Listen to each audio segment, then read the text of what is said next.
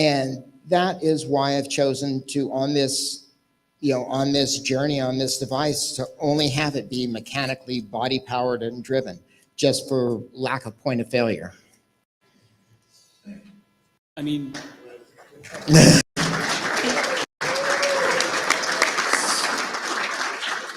so just to clarify for those who aren't familiar with Ian's work, all four hands are completely mechanically driven. Just no electronics, nothing to no batteries, nothing, just from simple movements of his hand and wrist structure, he's able to flex those fingers exactly, if not better, than a regular human hand. So his work is absolutely incredible. And touching on how incredible your work is, I have to ask, do you think current 3D printing technology has a place in biocompatible wearables? Is there something that we need to improve on? Is it ready for mainstream for people to do exactly what you're doing? Mainstream, yes and no. With the Creality ecosystem, I was able to iteratively create this forearm cuff without the use of CAD.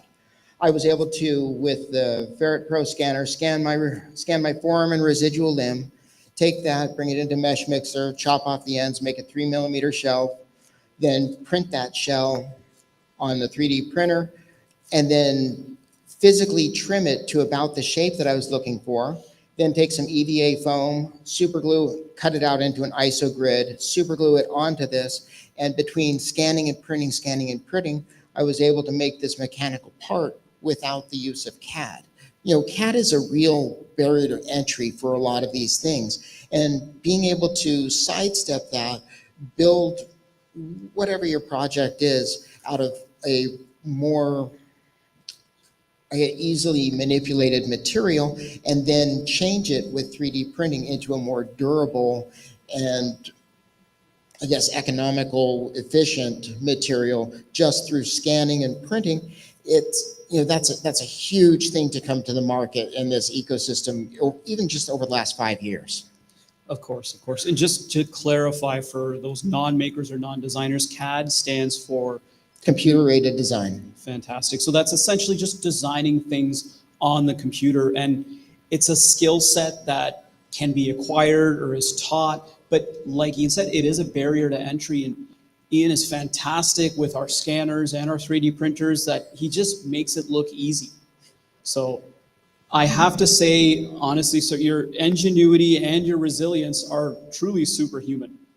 Now, speaking of superhumans, the rise of superheroes and pop culture has reshaped how we see technology in the creative history of our world.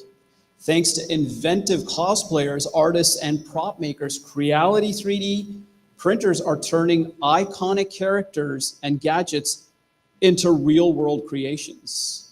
Here to dive into how 3D printing is fueling creativity is our very own Marvel maker, Dylan from Saturday Morning Props. Dylan, your content has just inspired thousands to become makers. You share skills, tutorials, and even insider tips that have made 3D printing a go-to tool for the creative and the nerdy alike. Tell us a little bit how your journey as a maker has happened and how Creality has fit into that journey. Well, they put me last after having this amazing panel up here. We have a laser physicist who made a Lamborghini, a professor at Purdue, and a guy who knows how fast a neuron tells your fingers to open. And I sand and paint really well. So it's a big thing to follow up. I wish the Lamborghini guy was last. And I know when they said cyborg, you looked at me, but I'm just trying to be as cool as him. No, but my name's Dylan. I run Saturday Morning Props. I teach on thank you. I teach on YouTube how to make different movie props and things like that, from all the way from Star Wars, Marvel, DC. But I also teach tips and tricks on how to get into 3D printing. When I first got into 3D printing, I knew this is what I wanted to make with it. I didn't even know that you could do the amazing things that they did. I was like, okay, yeah, I'm gonna make my first Mandalorian helmet, or make the Iron Man suits, because it was something that I dreamed of. when I got into this, I had used an CR10 to make that whole Iron Man suit. And it was a dream come true. It never gets old walking into your room, maybe getting scared sometimes, seeing that thing just standing up there. It's really, really fun. This year, I used Creality's Ender 3 V3 Plus to make a life-size pit droid from Star Wars Episode 1.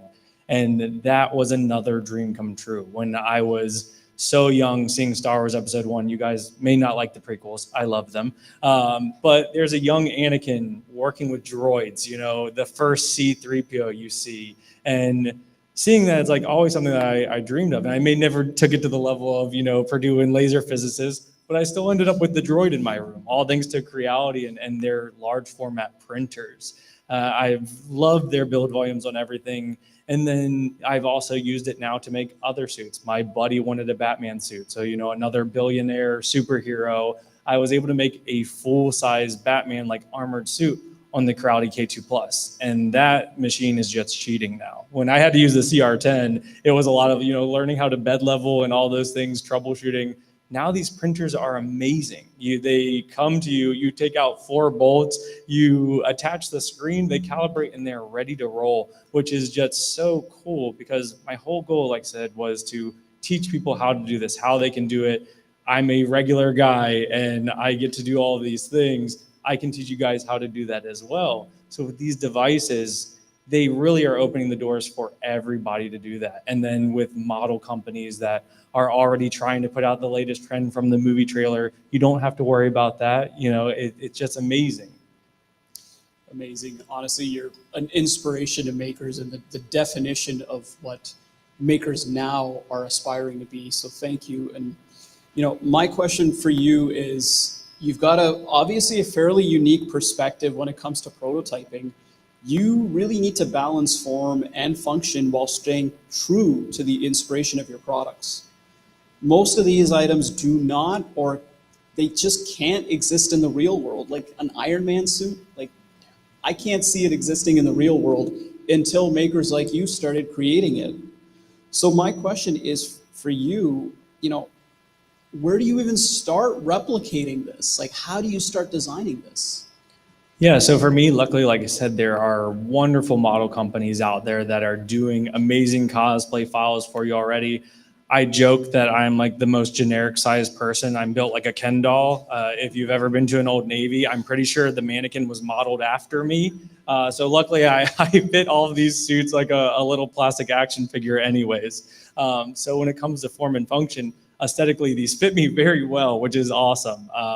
But yeah, you do have to choose kind of 2 routes. Usually it is, do you choose it to be as close to the thing that you see on screen, or do you give it a few gaps to have a little bit more mobility and things like that to make it more functional? I usually try to lean as close to aesthetically pleasing as possible. I don't mind walking around like Frankenstein on the con floor as long as the suit looks good, so that's where I kind of take it. There are different things as I learn, like things that I'll fix, or, with how printing's going. I mean, gosh, the TPUs, the flexible filaments, all that, it's getting pretty crazy, right? And with these box printers, TPU and stuff like that is easier than ever to do this. The direct drives, like everything is direct drive now. So it's been wonderful. We're going to see some amazing cosplays come out soon just because of how the technology has gotten. Absolutely, it. So it's kind of a second part to your question. What actually are your biggest challenges in, the process? Is it concept? Is it prototyping? Is it design? Is it expanding your skills? And how do you tackle this? Yeah, the first one is the time. So every step of this process will shock you at how long it takes. You may have something in your mind of like, oh yeah, I'll finish this in a week, and it's always just double it. The time commitment to making a project like this is extreme. Faster now because these printers are super fast. When I printed the original suit, it was on a CR10. Then I had to buy another one because to get through this, it was taking quite a long time. So just sheer amount time commitment. But yeah, harnessing and figuring out how you're going to get the pieces to subduct below each other, learning all of that is definitely kind of interesting and something that you have to kind of play around with. Yeah, overall, but time is the hardest. Amazing. My last question, I have to ask it. It's a really stupid one, but I can't help myself. Any superpower you could have, what would it be? Flying, easily flying. Ah, man, this week has been amazing. I did a Comic-Con in Washington, D.C. called AwesomeCon. I had a booth there where I was, again, using the nerdy franchises to teach people that you guys can 3D print. They would see all these things and they would come into something that they liked and see. And I was like, oh, yeah, this is all 3D printed. Like, no way. And like now teaching them that they may never have thought of 3D printing in that way, getting to see it. But yes, I did AwesomeCon. I drove 8.5 hours from there to here. And then after I leave here tomorrow, I go to Chicago for another Comic-Con and then a 12-hour drive home from that on Sunday. So it has been absolutely crazy, wonderful events. And thank you guys for having me. But if I could fly, it would be a lot easier. We'll see if we can make that happen one day. Yeah. So let's get some discussion going with, a panel of such unique skills and experiences. I'd like to see if we can have a little bit of discussion. So this question is actually directed toward Dylan and Ian. Ian, your work focuses on functional wearables, accessories, and prosthetics, while Dylan, your work is centered around art and form. You may have heard about the many prosthetics initiatives that are being developed with 3D printers, attempting to balance this, especially those with electronics, sensors, lights, and even themed around superheroes. Where do you feel the 3D printing field will find its home in the wearables and the augmentation community? Are we actually headed toward a world with bio-augmentation? And how close do you think we are to people 3D printing extra prosthetic limbs for function or form to just enrich their lives? Let's start with you, Ian.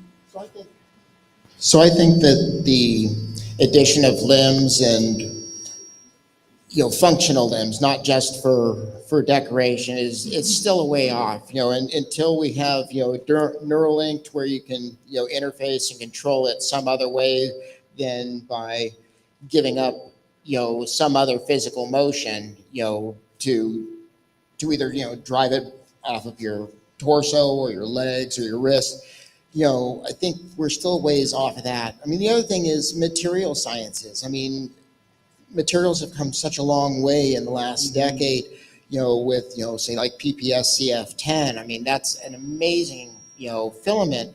But even that, it's still not as strong as, say, like mag aluminum that I'm using on my fingers. So I think, with the, neural interface for controlling the devices and materials improving, I think at that time you'll see, that type of thing come into. But then also you have the extra weight. How often are you actually going to be using these? Say if you have, say an extra arm for some reason, now you have to have a drive system, a computer system, and a battery pack. All of that is extra weight that you're packing around for maybe a use. Mm-hmm. Lil, what about you? Yeah, so I'm going to disagree just slightly, even though you definitely are the professional in that area. Maybe not thinking of 3D printing as in the entire process of it, but there are so many strengths of 3D printing that are already making their ways into the medical fields with 3D printed braces. I mean, like we talked about with the flexible filaments, maybe it's 3D printing a sleeve to go over your limb before putting on your prosthetic, or it's troubleshooting and prototyping. First printing that thing in a cheap filament, using a PLA, something that, you can do billions of prototypes first before sending it to an expensive company to make it out of something that is more reliable and durable. So I definitely think it has a place there. And then also for the art style of it, I have a buddy named Bionic Armory. He's an awesome guy, and he has a prosthetic, and he loves to add flair to his limb where maybe it's copying other superheroes that also have a bionic arm, or somebody from an anime who has a cybernetic arm. He loves to add that flair to it, and that's awesome because he'll tell you that he doesn't want his limb to try to pretend to look like a human limb. He wants it to be cool and flashy and, be the cyborg. Fantastic. Now, speaking of cool and flashy and getting people excited, that leads me to my next question. And this question is directed towards Sterling and Rick. But anyone can chime in if they feel like it. Sterling, you literally drive around in something cool and flashy to get people excited about 3D printing. Rick, you guide people through the basics of the technology from the ground up, bringing projects, possibilities to completely fresh minds. I see this sort of as an end result versus a ground up debate. But what do you feel is the most important aspect of getting people excited about 3D printing? Is it the direct use? Is it the end product, the technology moving and whirring around itself? Or is it all of the markets that it's in? Sterling? I would say it's all of the above. It's really important for us now with the Lamborghini project to use it as a STEM tool or STEAM tool in order to promote 3D printing and technology in general. And so I think that all of those things that we're doing with that particular project is really starting to attract a lot more people to the makerspace. Gotcha. Rick? So I do agree with Sterling. I think it's all of it. Mm-hmm. And we want to teach people about the different platforms and resources so that they get good at it. You know, if you don't have a CAD background, you can scan, but you want to get good at scanning. You actually built a device, a scanning device Yeah, that you were scanning telling. rotary rig Right. for scanning my forearm, because holding a scanner and getting it to where it doesn't lose tracking is incredibly hard when you're doing it by yourself. So I built this. It's a geared ring that holds a Ferret Pro, which the greatest thing about that is now it's completely wireless and you can Wi-Fi scan directly to your computer instead of through your cell phone. So the scanner goes around your arm. You put your arm in the vise, slowly retract it, and then you have a complete model of your arm without losing tracking. I mean, that was awesome. Yeah, so my background was in building as a child, and when you want to build things, you want the best tools available. So that's why I think we want to teach people about the different types of tools and get them to be really good at that and putting all of this together to create your dreams. Inspirational, guys, honestly. Like, this is amazing. And you know what? I have my two final questions I'd like to address all of you.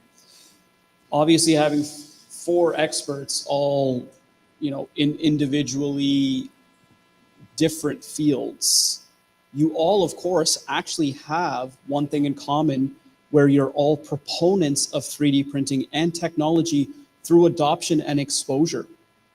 There's some out there who feel 3D printing doesn't have a place in the hands of regular people. It doesn't have a place in our homes. And,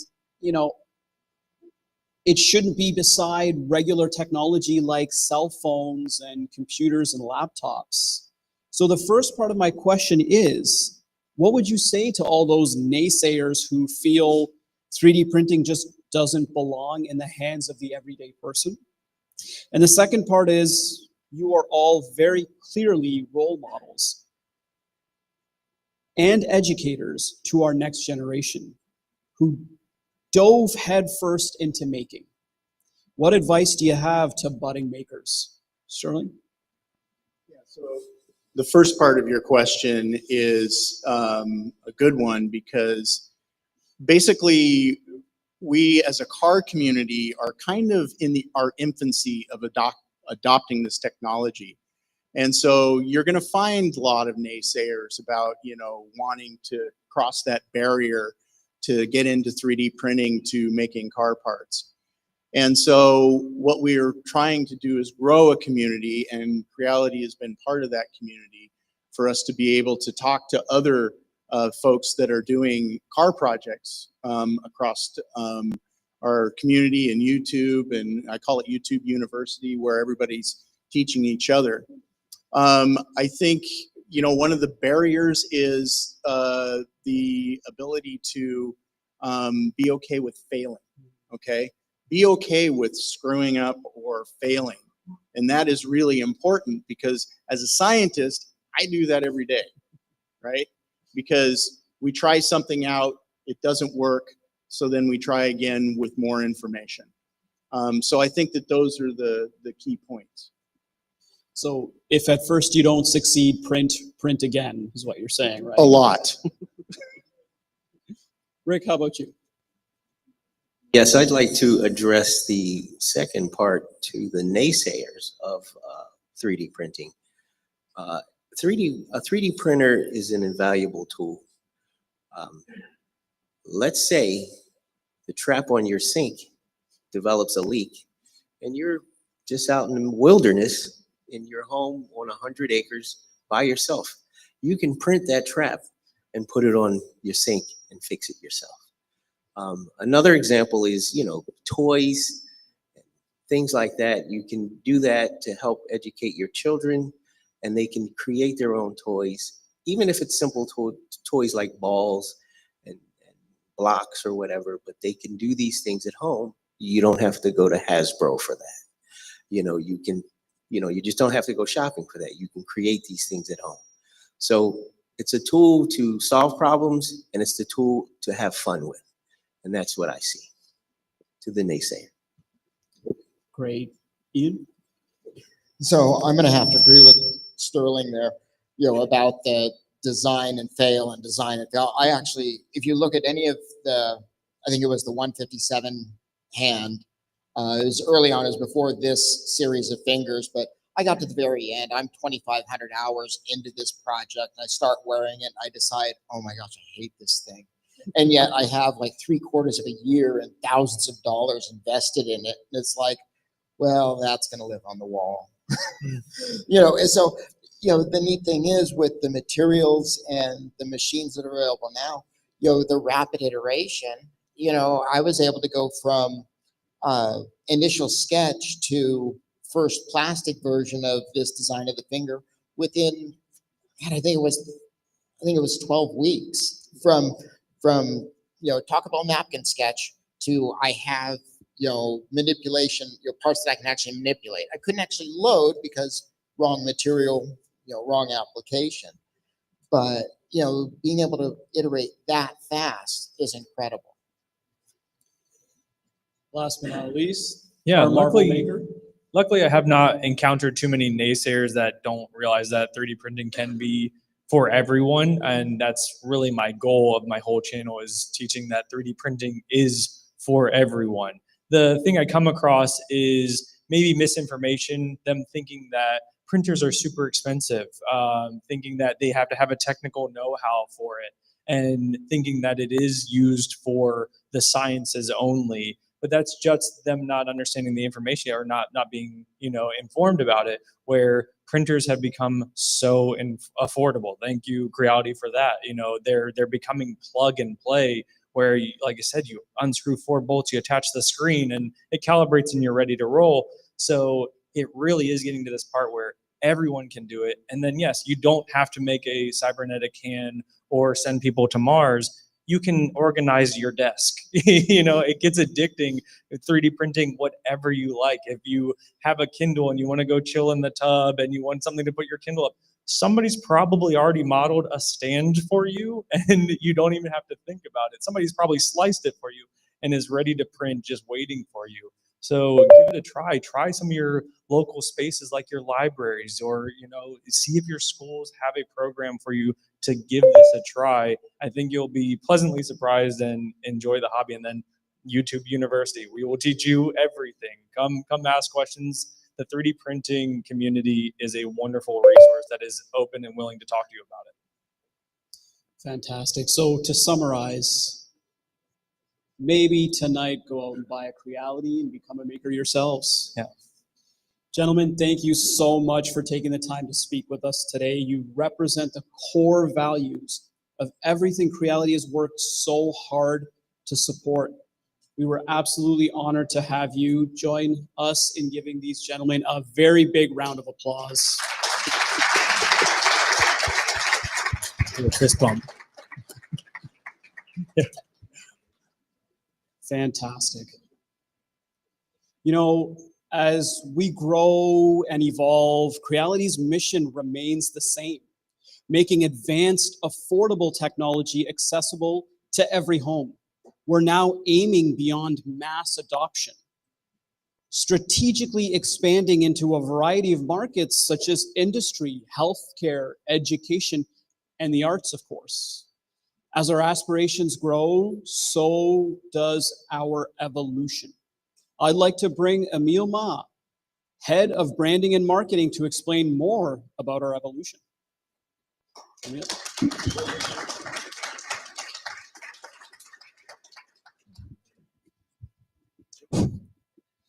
Hi. Thank you, Duke. Um, 11 years ago, we began our journey in the world of 3D printing with one simple idea: to make 3D printing more accessible and useful for everyone. So fast forward to today, powered by a rapidly growing global tech landscape and backed by a full lineup of innovative 3D printing solutions, we've become a top player in the industry. As Creality has grown over the years, it's not just about our technology and products that had evolved. Our brand has too. And today, I'm very excited to share with you two key updates about our brand that mark the beginning of a new chapter. Welcome to Creality 3.0. To get it started, I will talk a little bit about fonts. Often of the time, people don't take a lot of attention to fonts, but fonts actually are more than just letter on screen or paper. They are a voice, a personality, and a statement, all wrapped into one visual form. Look at Creality in 5 different fonts. They feel completely different, right? That's the power of typography. It influences how people feel about your brand instantly. A strong typeface helps to unify everything, from your website, your product packaging, your ads, and your social media. It becomes part of your identity, just like your logo, colors, or tone of voice. That's why choosing the right font is more than a design decision. It's a strategic choice. It tells your story, reflects your values, and connects with your audience without saying a word. So today, I'm thrilled to announce that Creality has joined forces with Founder Type to launch our very own one-of-a-kind brand typeface. Built with strategic ink traps and carrying forward the signature cut stroke element from the Creality logo, this custom form is designed for both function and flexibility. It adapts seamlessly across various use cases, all while reinforcing our brand identity at every touchpoint. And here it is, introducing Creality Sense. It includes a full range of different symbols, characters, different font ways, making it very versatile for any use case or design scenarios. So after the first part, aside from fonts, another key element brands often turn to while building their identity is using a mascot. A mascot isn't only just a cute character, it's a storyteller, a bridge between the brand and its audience. It brings personality, emotion, and life to a brand in a way that logos and tagline alone just can't. So everybody remember this little guy, Kuva? He has been the face of Creality for nearly a decade now.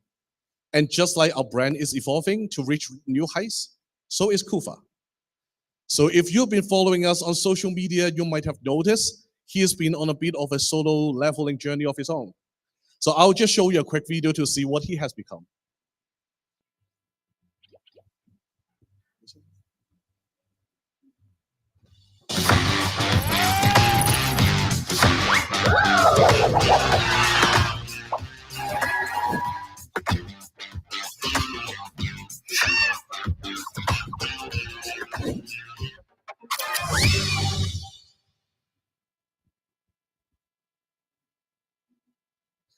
As you can see, Kuva has evolved.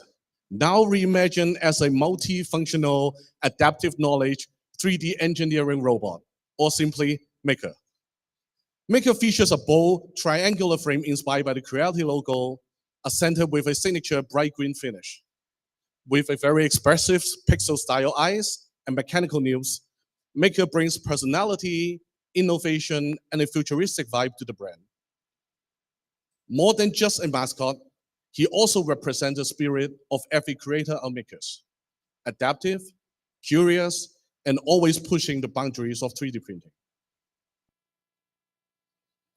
Maker will also be featured across a variety of exclusive merch and items. And everyone at this event will be among the first to get their hands on them. So just grab the swag bag at the registration counter that you come in on your way out, remember.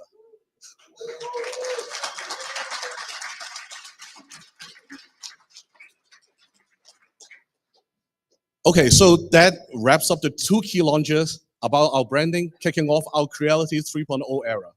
As you have just heard, evolution is a major focus for us moving forward, from our aspiration to our brand and marketing. But let's not forget about the most important part of the revolution, definitely, our technology and our product. To dive deeper into that, I will hand it back over to Duke to tell you a little bit more.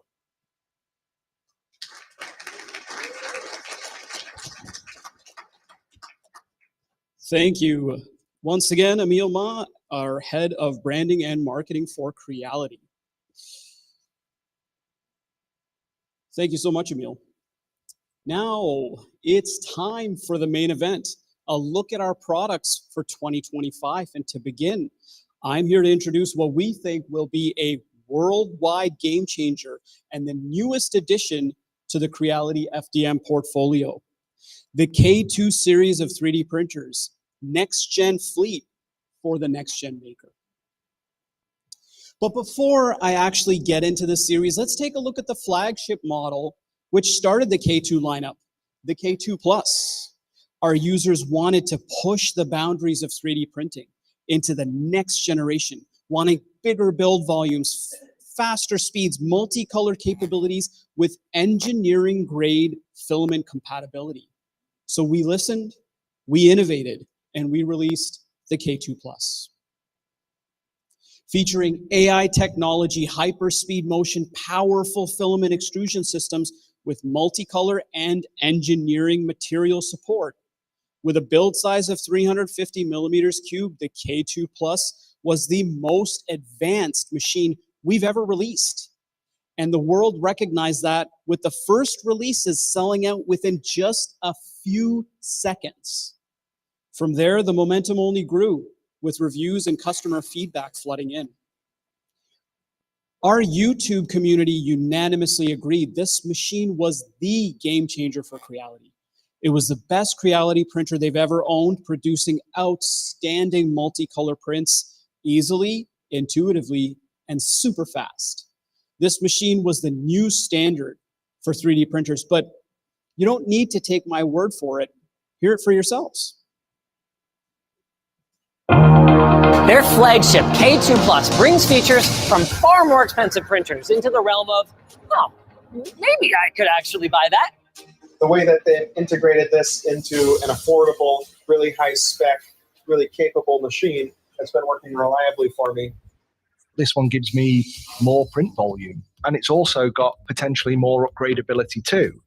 I think this might be my new favorite printer. This thing is so big and so easy to use that you can just print anything on here. The hardware build quality is excellent. The surface quality and accuracy are impressive.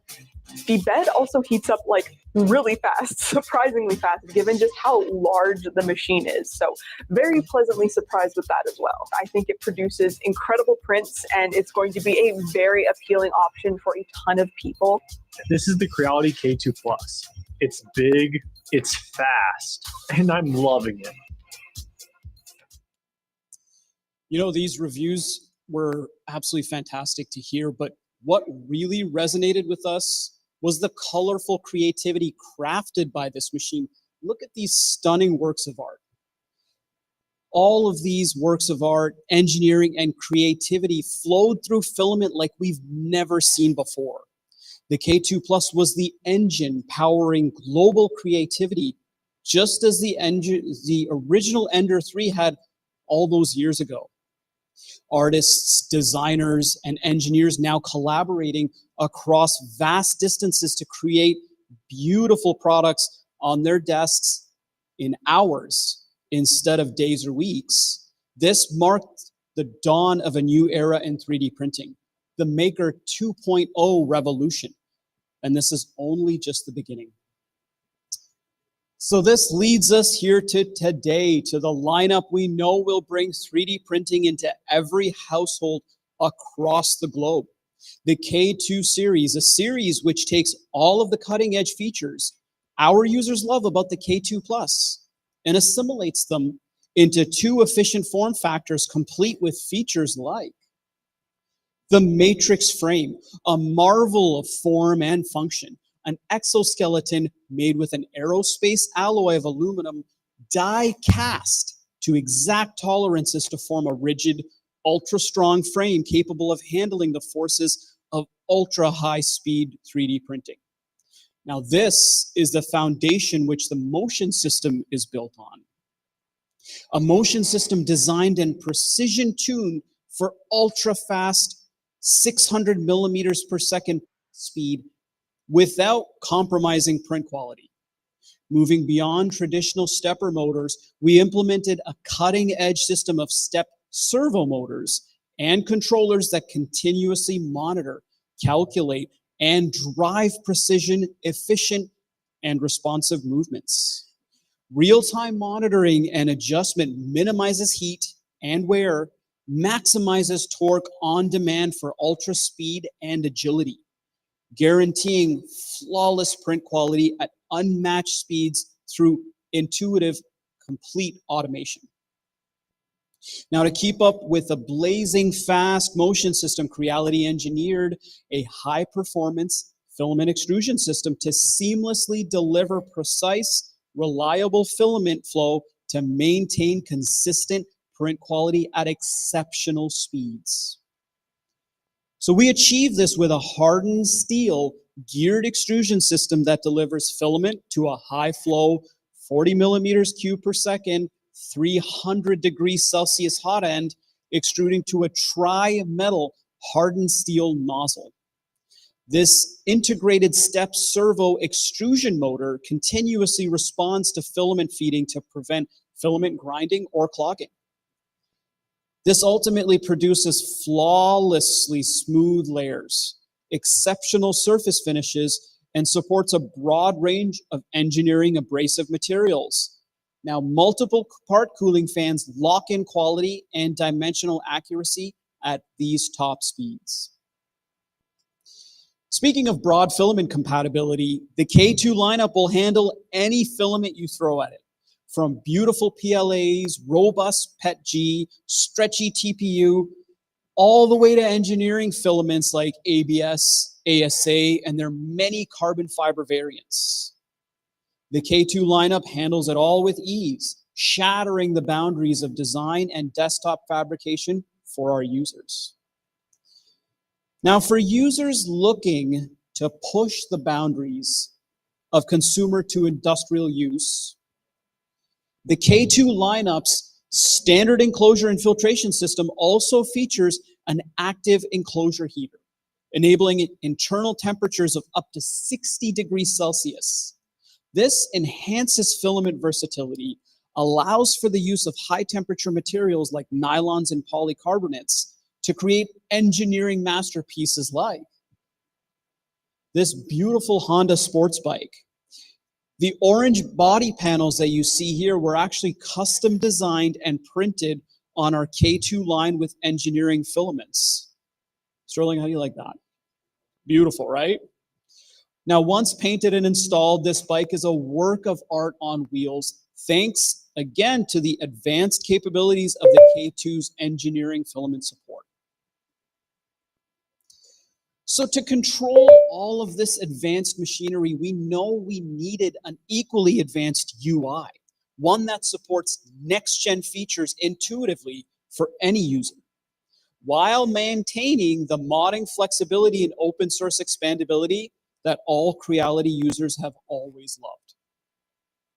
This is where our complete redesign of Creality OS, beautifully featured on full color touchscreens with seamless wireless control through many of our applications, assures a premium experience.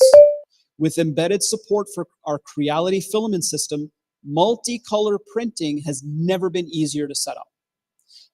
And of course, like the K2 Plus, the entire K2 lineup is open source with embedded Moonraker and Fluid built right in for our modding masters. Intuitive control still wasn't enough for us. We wanted the K2 series to function nearly autonomously. And for this, we leveraged over a dozen smart sensors, dual cameras, advanced programming to build the K2 fleet's AI monitoring system. Automatic detection of print anomalies or failures will actually pause and notify our users remotely before any damage or waste occurs. Print with peace of mind. Or even watch your prints live while auto-recording time lapses of your beautiful creations. Now, for maximum speed and user experience through complex algorithms, the K2s not only fully self-calibrate, but they build in efficient programs like selective bed leveling, where calibration will only focus on the print zones for each run, drastically minimizing pre-calibration, making prints faster while ensuring flawless first layers and perfect bed adhesion. Just like the K2 Plus, the K2 variants include native compatibility with up to 4 separate CFS units. So we actually see the next generation of makers as artists, and supporting up to 16 colors of filaments will surely bring a lot of beautiful creations into our world. Now, let's meet the newest additions to the K2 lineup, starting with the K2 Pro. Powerful, precise, and production-ready batch build big with this ultimate helmet hero. Coming in at 60% of the original size of the K2 Plus, the K2 Pro boasts an impressive yet efficient 300Q build volume, an actively heated chamber powered by our advanced step servo motion rig and high-temp hardened steel extrusion system. Controlled by a perfected UI on a 4-inch color touch screen, this modern marvel can fabricate helmets easily in 16-color multi-material glory at blazing fast 600 mils per second speeds and 20K accelerations. Dylan, where are you? How do you like that? You're going to be printing a lot of helmets on this machine, eh? The K2 Pro is a prosumer option for makers still wanting all the bells and whistles and with a serious build volume. Now, what about our users who want something more streamlined, a reliable, efficient entry to multicolor enclosed printing? This is where we introduce the base model of our next-gen fleet, the K2. Smart, streamlined, and speedy, the perfect multicolor maker at a perfect price. The base model K2 is 40% of the size of the K2 Plus. It's for makers who just want a sturdy, reliable machine that will just print. With an incredibly efficient build volume of 260 mils cubed, all the speed and extrusion power of its bigger brothers. Let's not forget, also included is CFS support. This machine balances form and function beautifully for the ultimate entry into next-gen 3D printing.